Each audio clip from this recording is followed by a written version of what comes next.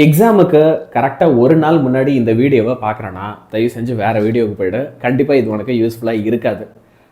எதை படித்தாலும் ஒரு 5 மினிட்ஸ்க்குள்ளே படிச்சிடணும். ஆனால் இது எப்படி? கண்டிப்பாக நம்ம எல்லாருக்குமே இந்த கேள்வி இருக்கும், ஓகேவா? பட் இதுக்கு முதல்ல நீங்கள் பர்ஃபெக்டாக உங்கள் மூளையை அதுக்கேற்ற மாதிரி என்ன செய்யணும் அப்படின்னா ட்ரெயின் பண்ணணும். அப்போ அதை எப்படி ட்ரெயின் பண்ணுறது, நீங்கள் என்னென்ன ஸ்ட்ராட்டஜிஸ் ஃபாலோ பண்ணணும் அப்படின்றது தான் இந்த வீடியோவில் நான் சொல்ல போகிறேன். இப்போவே ஒரு விஷயம் ரொம்ப நல்லா புரிஞ்சுக்கோ. இதில் சொல்கிற ஒவ்வொரு விஷயமும் அட்லீஸ்ட் அடுத்த 15 நாளைக்கு நீ ட்ரை பண்ணுற மாதிரி இருக்கணும். கண்டினியூஸாக அடுத்த 15 நாள் நான் சொல்கிற எல்லாமே நீ ட்ரை பண்ணுறேன்னா உன்னால் எப்பேற்பட்ட கொஸ்டினையும் 5 மினிட்ஸில் படிக்க முடியும்டா கண்ணா. ஸோ அப்படி என்ன சார் சொல்ல போகிறீங்க அப்படின்னா ஒவ்வொன்றா நான் ரிவீல் பண்ணுறேன். But this is a proven method.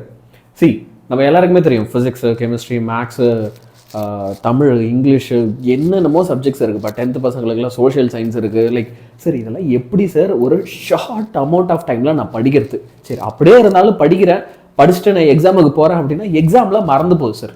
அதுதான் பெரிய பிரச்சனை. நான் படிக்கிறது எல்லாமே எனக்கு எக்ஸாமில் மறந்து போகுது. எப்படா எல்லாத்தையும் நான் படிக்கிறது அப்படின்னு யோசிச்சுட்டு இருக்கேன். என்னோட குழந்தைகள் எல்லாருக்குமே it's big brain time my dear children. Okay, so first விஷயம், நீ 3 விஷயத்தை ஃபிக்ஸ் பண்ணணும் அடுத்த 15 நாளைக்கு. உன்னோட ஃபுட்டு, உன்னோட ஸ்லீப் சைக்கிள் அண்ட் கடைசியாக நீ ஃபாலோ பண்ணுற ஸ்டடி டெக்னிக்ஸ். ஆக்சுவலாக நம்ம சாப்பிட்ற சாப்பாட்டுக்கும் நம்மளோட மெமரிக்கும் நடுவில் ஒரு பெரிய கனெக்ஷன் உண்மையாலுமே இருக்குது, ஓகேவா?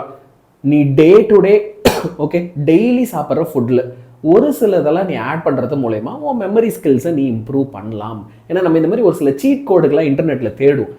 எதை சாப்பிட்டா மெமரி, அதுக்குன்னு மாத்திரை இருக்கா? மாத்திரைலாம் வேண்டாம். பட் நான் சொல்கிறத செய்.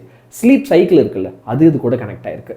ஸ்டடி டெக்னிக்ஸ் நிறையவே இருக்குது. ஒவ்வொன்றா நான் எல்லாமே அழகாக சொல்கிறேன். ஃபஸ்ட்டு விஷயம், நம்ம சாப்பிட்ற ஃபுட்டில் நமக்கு அறவே சுத்தமாக பிடிக்காத க்ரீன் வெஜிடபிள்ஸை இனிமேல் கொஞ்சம் கஷ்டப்பட்டு சாப்பிடணும்.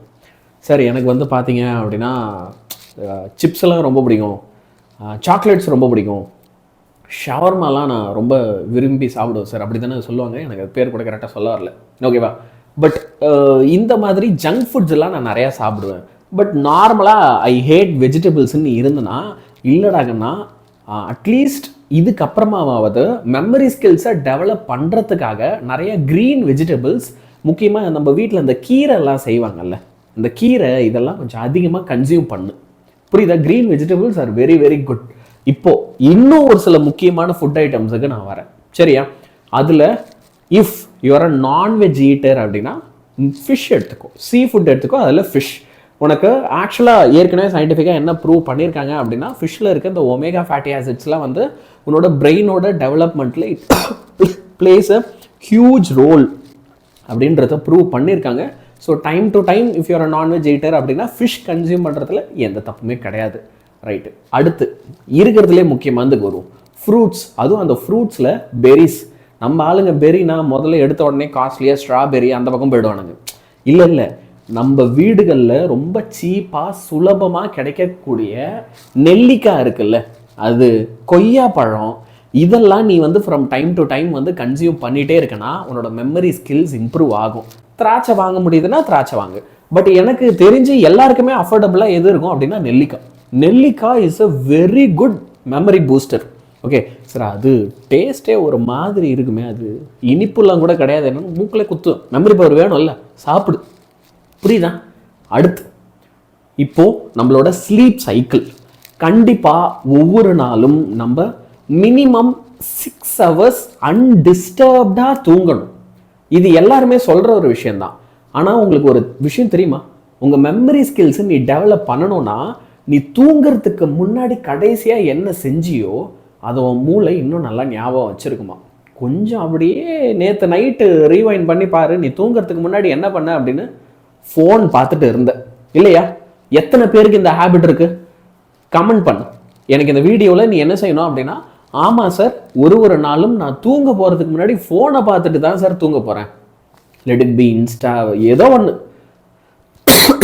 ஆனால் ஃபோன் பார்த்துட்டு தான் நான் தூங்க போகிறேன்னா தயவு செஞ்சு இனிமேல் அதை குழி தோண்டி புதைச்சிட அந்த பழக்கத்தை. அவனை இன்ஸ்டா யூஸ் பண்ண வேண்டான்னு சொல்லு, ஃபோன் யூஸ் பண்ண வேண்டான்னு சொல்லு. ஆனால் கண்டிப்பாக நீ தூங்க போகிறதுக்கு முன்னாடி அது செய்யக்கூடாது. நீ என்ன செய்யணும் அப்படின்னா படிக்கணும். நீ படிச்சுட்டு உடனே தூங்க போனீன்னா நீ லாஸ்ட்டாக ப்ராசஸ் பண்ண இன்ஃபர்மேஷன் வந்து என்னது படிப்பு. அது ஏதோ ஒரு டெரிவேஷனாக இருக்கட்டும், ஏதோ ஒரு கொஸ்டினாக இருக்கட்டும், அது உன் மூளையில் இன்னும் நல்லா பதியும். தூங்க போகிறதுக்கு முன்னாடி கண்டிப்பாக நீ லாஸ்ட்டாக படித்து தான் இருக்கணும். படித்து முடிச்சுட்டு அப்படியே படுத்துரு. தேவையில்லாத விஷயங்கள் எதுவும் செய்யாத. இல்லை செய்ய போகிறேன்னா அதெல்லாம் முன்னாடியே பண்ணிவிடு. அப்புறமா படி, அப்புறம் படுத்து தூங்கிடு. இது ரொம்ப தெளிவாக அழகாக ஃபாலோ பண்ணு. சரியா? இப்போ நெக்ஸ்ட் ஸ்டடி டெக்னிக்ஸுக்கு வரும். ஓகே, இந்த ஸ்டடி டெக்னிக்ஸை பொறுத்த வரைக்கும் வார்க் அப்படின்னு ஒன்று சொல்லுவாங்க. ஒவ்வொருத்தருக்கும் இல்லை, இப்போது நம்ம கிளாஸ்லேயே வந்து நம்ம ஃப்ரெண்ட்ஸ் எல்லாருமே இருக்கோம்னா நம்ம எல்லாருமே ஒரே மாதிரி படிக்க மாட்டோம்.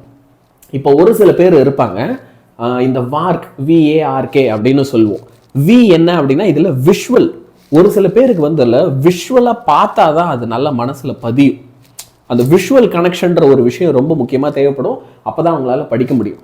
ஒரு சில பேர் இருக்காங்க ஆடிட்டரி, அதாவது என்னன்னா காதால கேட்டாலே நல்ல மனசுல பதியும். இப்போ நமக்கே யாராவது ஒரு ஃப்ரெண்டு இருப்பாங்க, கரெக்டாக அந்த எக்ஸாம் ஹால் போகிறதுக்கு முன்னாடி ஆன்சரை டக்கு டக்குன்னு சொல்கிறா அப்படின்வான். நம்ம சும்மா தான் அப்படியே இது இதுரா இப்படி எழுதுறா அப்படின்னு சொன்னால் அவன் போய் எழுட்டு வந்துடும். அவனால் அந்த காதால கேட்டே என்ன செய்ய முடியும் அப்படின்னா மனசில் பதிய வச்சுக்க முடியும். ஒரு சில பேருக்கு அப்படி இல்லை, reading, they have to read. ஃபுல்லாக அவங்க என்ன செய்யணும் அப்படின்னா அவங்க கண்களால் ஒரு புக்கில் பார்த்து ஃபுல்லாக வந்து தே ஹாவ் டு ரீட். அப்போ தான் அவங்க மனசில் பதியும். அண்ட் கடைசியாக லேர்னிங் பை எக்ஸ்பீரியன்ஸ்.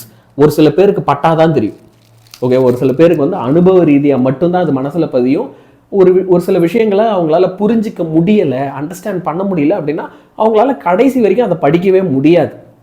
இப்படி நிறைய டிஃப்ரெண்ட் வகையாக பிரிச்சிடலாம். இதில் நீ எந்த வகைன்னு கமெண்ட் பண்ணு. சார் நான் விஷுவல், நான் ஆடிட்டரி, நான் ரீடிங், இல்லை சார் எனக்கு பை எக்ஸ்பீரியன்ஸ் தான் புரியும், இதில் எதுன்றத நீ வந்து கமெண்ட் பண்ணிவிடு. ஆனால் உங்கள் எல்லாருக்குமே ஒர்க் அவுட் ஆகிற மாதிரி ஒரு சில டெக்னிக்ஸ் தான் ஃபஸ்ட்டு நான் இப்போ சொல்ல போகிறேன். என்ன அப்படின்னா, லெட்ஸ் சே நீ ஒரு ரொம்ப பெரிய டெரிவேஷன் இல்லை ஒரு ரொம்ப பெரிய லாங் ஆன்சர் படிக்கிற அப்படின்னு வச்சுப்போம். முதல்ல ஒரே ஸ்ட்ரெச்சில் அதை வந்து நம்ம மனப்பாடம் பண்ணிடணும், ஒரே ஸ்ட்ரெச்சில் அதை ஃபுல்லாக படிச்சிடணும் அப்படின்னு நினைக்காது. இப்போ ஒரு 5 மார்க் கொஸ்டின் இருக்குன்னா அதை 1, 2 ஹாஃபாக பிரிச்சுக்கோ, இல்லை ஈவன் 3, 4ன்னு உனக்கு எத்தனை கம்ஃபர்டபுளோ அப்படி கூட படிச்சுக்கோ. ஃபஸ்ட்டு ஓகே, நீ வந்து ஒரு கொஸ்டினை 3ஆக பிரிச்சுக்கிற அப்படின்னா அதில் ஃபஸ்ட்டு ஒரே ஒரு பார்ட்டை மட்டும் படிச்சுட்டு எழுதிப்பார். அப்புறம் செகண்ட் பார்ட்டை மட்டும் படி, அதை மட்டும் எழுதிப்பார். அப்புறம் தேர்டை மட்டும் படி, அப்புறம் எழுதிப்பார். அப்புறம் திரும்ப எல்லாத்தையும் ஃபர்ஸ்ட்லேருந்து ஒரே ஸ்ட்ரெச்சில் பண்ணிப்பார். ஒரு கொஸ்டினை படிக்கும் போதே ஈவன் எக்ஸாமுக்கு ஒரு 5 நிமிஷம் தான் இருக்கு, லாஸ்ட் மினிட்ல தான் படிக்கிறேன்னா கூட ஒரே ஸ்ட்ரெச்சில் அந்த கொஸ்டின் படிக்காம அதை பார்ட் பை பார்ட்டா பிரேக் பண்ணி படிக்கப்பார். ஓகேவா? இப்போ இந்த மாதிரி இதை பிரேக் டவுன் பண்ணி படிச்சல்ல, நெக்ஸ்ட் என்ன செய்யணும் அப்படின்னா இதை எழுதி பார்க்கணும். You have to write it down. நீ என்ன செய்யணும், அந்த எழுதி பார்க்கறதுல நல்லா முத்துக்கு முத்தாக அந்த மாதிரிலாம் இல்லை, சும்மா கிறுக்கி தள்ளு போதும். ஓகே, ரொம்ப அழகா செதுக்க வேண்டாம். நீ எப்பயுமே நோட்ஸ் எடுக்கிறத உனக்கு மட்டும் புரியுற மாதிரி நீ சும்மா கிறுக்கி பார்த்தா போதும். ஏன்னா நிறைய பேர் வந்து சரி எனக்கு இதில் நிறைய டைம் கன்சியூம் ஆகுது, அந்த டைமில் நான் இன்னும் 2 கொஸ்டின் படி பண்ணுறேன், அதுக்காக அதை சொல்கிறேன். ஓகேவா? இப்போ கடைசியாக இன்னுமே இருக்கு, பட் என்னது நிமோனிக்ஸ் யூஸ் பண்ணு. அந்த நிமோனிக்ஸ் அப்படின்றது என்னன்னா ஒன்றும் இல்லை, ஒரு சில வேர்ட்ஸ் கூட ஒரு சில ஆப்ஜெக்ட்ஸ் கூட ரிலேட் பண்ணி படிக்கிறது. இப்போ ஃபிசிக்ஸ்லேயே வந்து பார்த்தோன்னா வ்ஜ்யார்னு ஒரு வார்த்தை இருக்கும், இது வந்து ஒரு நிமோனிக். இதில் வி வந்து என்ன அப்படின்னா violet, indigo, blue, green, yellow, orange, red. இப்போ இது வந்து புக்கில் அவங்களே கொடுத்த ஒரு நிமோனிக். இப்போ நம்ம அந்த மாதிரி என்ன செய்யலாம், நம்மளே ஓனாக நிறைய நிமோனிக்ஸ் கிரியேட் பண்ணலாம். ஓகேவா? எல்லாத்தையும் ஒரு கதை மாதிரி நமக்கு ஏற்கனவே நல்லா தெரிஞ்ச வார்த்தைகளை வச்சு நீ என்ன செஞ்சுக்கலாம், ரிலேட் பண்ணி படிக்கலாம். இன்ஃபேக்ட் அப்படி எப்படியெல்லாம் நிமோனிக்ஸ் பண்ணலாம் அப்படின்னு அதுக்கே நான் அழகாக ஒரு வீடியோ ஒன்று போடுறேன், உனக்கு செம்ம யூஸ்ஃபுல்லாக இருக்கும் அது. இப்போ இன்னொன்று வந்து என்ன அப்படின்னா ஃப்ளாஷ் கார்ட்ஸ்ன்னு சொல்லுவாங்க. இப்போ இந்த ஃப்ளாஷ் கார்ட்ஸ் இருக்குல்ல, இது வந்து என்னன்னா நீ வந்து ஒரு குட்டி சார்ட் வாங்கிக்கோ, இல்லை ஒரு பெரிய சார்ட் வாங்கிக்கோ, அது குட்டி குட்டி பீஸாக விசிட்டிங் கார்டு மாதிரி குட்டி குட்டியாக கட் பண்ணி வச்சுக்கோ. இப்போ அதில் வந்து நீ ஃபார்முலாஸ் எல்லாத்தையும் எழுதி வச்சுக்கணும். ஒரு டெஃபினேஷன் இருக்குன்னா அந்த ஒரு குட்டி கார்டில் அதை எழுதி வச்சுக்கணும். புரியுதா? இப்போ கூலும்ஸ்லாம் இருக்குது அப்படின்னா கூலும்ஸ்லாவோட ஃபார்முலா என்ன, நியூட்டன் செகண்ட்லாம் இருக்குன்னா நியூட்டன்ஸ்லாவுடைய டெஃபினேஷன் என்ன, அதோட ஃபார்முலா என்ன, அது மட்டும்தான் அந்த கார்டில் இருக்கணும். டக்குன்னு அந்த கார்டை எடுத்து இப்படி பார்த்தா உனக்கு அது ஞாபகம் வரும், அதுக்கப்புறம் நீ அதை எடுத்து வச்சிடலாம். இப்போ அந்த மாதிரி குட்டி குட்டி கார்ட்ஸில் எல்லாத்தையுமே எழுதி வச்சிரு. ஃபஸ்ட்டே நீ என்ன செய்யணும், ஒரு விஷயம் உனக்கு 5 நிமிஷத்தில் வந்து படித்து முடிக்கணும் அப்படின்னா இவ்வளோ ஏற்பாடு முன்னாடியே பண்ணி வைக்கணும். அதாவது அந்த 10லேருந்து 15 நாள் டைம் சொன்னேன். இந்த மாதிரி ஃப்ளாஷ் கார்ட்ஸை ரெடி பண்ணு. சரியா? குட்டி குட்டி கார்டில் எல்லாத்தையும் எழுதி வை. இப்போ இதை நீயே செய்யறது எனக்கு ரொம்ப ரொம்ப சந்தோஷம். ஓகே, நடுவில் கொஞ்சம் மார்க்கெட்டிங் பண்ணிடுறேன். நீயே செய்யறது ரொம்ப ரொம்ப சந்தோஷம். இல்லை சார் நான் வந்து சோம்பேறி, என்னையெல்லாம் வந்து இதெல்லாம் எழுதி வைக்க முடியாது, யாராவது எழுதி வச்சிருக்கிறது கொடுத்தாங்கன்னா நான் வேணால் வாங்கிப்பேன் அப்படின்னா நாங்கள் ஏற்கனவே எழுதி வச்சு அந்த மாதிரி வித்துட்டு இருக்கோம். சரியா? உனக்கு வந்து பார்த்தோன்னா எல்லா இம்பார்ட்டன்ட் ஃபார்முலாஸும் குட்டி குட்டி கார்டாக போட்டு அந்த கார்டில் எல்லாமே இருக்கும். அந்த மாதிரி வேணுன்னா நீ வாங்கிக்கலாம். சரியா? ஸோ அதுக்கான லிங்க் கூட நான் டிஸ்கிரிப்ஷனில் அட்டாச் பண்ணி வைக்கிறேன். ஆனால் நீயா எழுதுறது உனக்கு இன்னுமே நல்லா பதியும். ஓகே, சோம்பேறியாக இருந்தால் இதை வாங்கு. அடுத்து ஸோ ஃப்ளாஷ் கார்ட்ஸ் பற்றி சொல்லிட்டேன் அப்படின்னா இப்போது திரும்ப பழைய முக்கியமான விஷயத்துக்கு வரும். என்ன அப்படின்னா லாக்கி டெக்னிக் அப்படின்வாங்க. இப்போது இந்த டெக்னிக்கை பொறுத்த வரைக்கும் என்ன அப்படின்னா எல்லாத்தையும் ஒரு கதை மாதிரி படிக்கிறது. இப்போ புக்கில் அவங்க ஒரு விஷயம் கொடுத்துருப்பாங்க. இப்போ டைப்போலே எடுத்துக்கிட்டேன்னு வச்சுக்கோங்க, 2 equivalent opposite charges separated by a small distance அப்படின்ட்டு அங்கே படிக்கிறேன்னா நீ இது ஒரு கதை மாதிரி எடுத்துக்கலாம். அப்போது ஒரு பாசிட்டிவ் சார்ஜ் நெகட்டிவ் சார்ஜ்னா இது குமார் ரமேஷ் 2 பேருக்கும் சண்டை, they are at 2 equal ends, இவங்க 2 பேருக்கு நடுவில் they are separated by a small distance அப்படின்னு நீ ஒரு கதை மாதிரி அதை வந்து என்ன செய்யலாம், படிக்கலாம். அந்த மாதிரி படிக்கிறத தான் நம்ம வந்து லாக்கி டெக்னிக் சொல்லுவோம். ஸோ ஒவ்வொன்றுமே நீ கதை மாதிரி உள்ள கற்பனை பண்ணி வச்சுக்கோ. இல்லை உனக்கு ஏற்கனவே தெரிஞ்ச ஒரு சில சம்பவங்கள் கூட கதை கூட அதை ரிலேட் பண்ணி வச்சுக்கோ. அப்போ அந்த கதை ஞாபகம் வந்துச்சுன்னா ஆட்டோமேட்டிக்காக இந்த முக்கியமான டேர்ம்ஸு கான்செப்ட்ஸும் ஞாபகம் வரும். நீ எக்ஸாமில் சூப்பராக அதை எழுதிடலாம். ஓகே, இப்போ இதுக்கு அடுத்து நான் சொல்ல போகிற ஒரு விஷயம் வந்து ரொம்ப அழகான விஷயம். எனக்கு இது ஒர்க் அவுட் ஆகும். நான் சின்ன வயசுலேருந்து இப்படி தான் படிப்பேன். என்ன அப்படின்னா நான் என்ன படித்தாலும் என் மண்டைக்குள்ளே அதை விஷுவலைஸ் பண்ணுவேன்.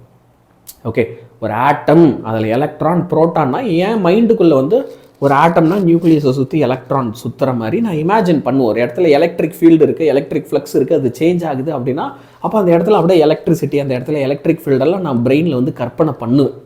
அப்படி கற்பனை பண்ணும்போது எனக்கு அந்த ஹோல் விஷுவல் மண்டையில் இருக்கும். அது எனக்கு செம்ம ஹெல்ப்ஃபுல்லாக இருக்கும், சூப்பராக ஹெல்ப்ஃபுல்லாக இருக்கும்.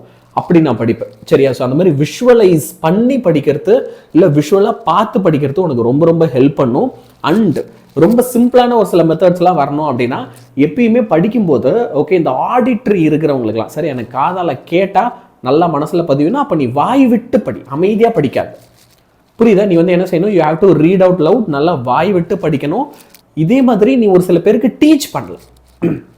இன்னொருத்தவருக்கு நீ சொல்லி தருவோம். பக்கத்தில் இருக்கிற ஃப்ரெண்டுக்கு டேய் இந்த பேர் இப்போ நான் ஒரு விஷயம் கற்றுக்கிட்டேன் இந்த கொஸ்டினில், இதில் என்ன தெரியுமா சொல்ல வராங்க, இந்த மேக்னெட்டை எடுத்துன்னு போய் நான் அந்த காயில் பக்கத்தில் வைக்கும்போது அங்கே வந்து பார்த்தோன்னா வந்து ஃப்ளக்ஸு மாறுது, ஃப்ளக்ஸு மாறுச்சுன்னா வோல்டேஜ் மாறும், வோல்டேஜ் மாறுச்சுன்னா கரண்ட் வரும்டா, இதான் நான் இங்கே கற்றுக்கிட்டேன் அப்படின்னு சொல்லி இதான் ஃபாரடேஸ் லா அப்படின்னு சொல்லி நீ போய் சொல்லி கொடு உன் ஃப்ரெண்டுக்கு, இவ்வளோ தாண்டா அப்படின்னு.